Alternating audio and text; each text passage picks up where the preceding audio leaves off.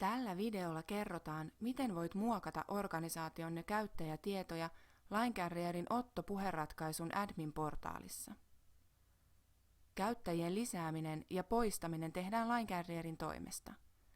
Työpyynnöt voi lähettää osoitteeseen tuki@linecarrier.fi.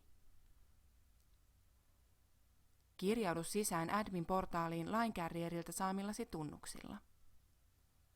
Valitse yläpalkista kohta Käyttäjähallinta. Täältä näet organisaatiosi käyttäjälistan. Valitse käyttäjätunnus, jonka tietoja haluat muokata.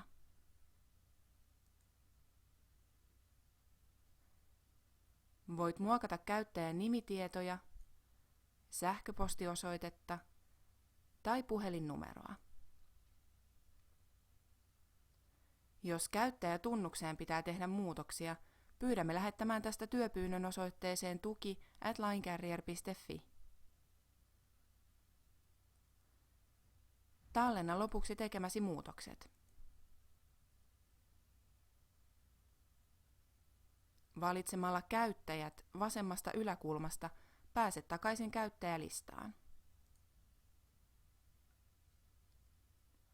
Jos sinulla on kysyttävää tai tarvitset apua käyttäjätietojen muokkaamisessa, olethan yhteydessä Line Carrierin tekniseen tukeen.